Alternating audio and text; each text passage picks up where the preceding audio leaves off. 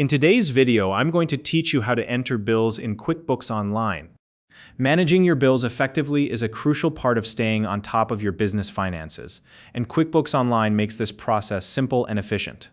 By entering bills accurately, you'll ensure that your accounts payable is always up to date, helping you avoid late payments and maintain positive relationships with your vendors. Whether you're new to QuickBooks Online or just need a refresher, this step-by-step guide will walk you through the process. If you don't already have a QuickBooks Online account, you can use the link in the description to sign up and get started. Now, let's dive in. To begin, log in to your QuickBooks Online account and navigate to your dashboard.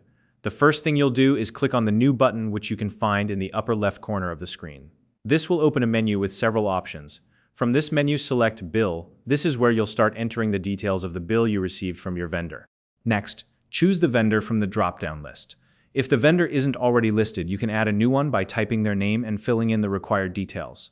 Once you've selected your vendor, take a moment to verify their mailing details. This step is important to ensure everything is accurate, as incorrect information can lead to errors down the line. After confirming the vendor's details, set the payment terms. The payment terms define the due date period for this bill. For example, if your vendor requires payment within 30 days, you would select Net 30. These terms are often specified on the vendor's invoice, so be sure to double-check. Now, enter the bill date exactly as it appears on the invoice. This is the date the bill was issued by the vendor. Following that, input the due date. The due date is either determined by the payment terms you just set, or it may be listed directly on the invoice. Make sure this matches the vendor's expectations. Next, add the bill number. This is a key reference number that's usually printed on the vendor's invoice. Enter it exactly as it appears, as this will help you and your vendor track the bill if needed. Once that's done, it's time to enter the details of the bill. Depending on the type of expense, you'll use either the item section or the category section. If the bill is for specific products or services with quantities and rates, you'll enter those details in the item section.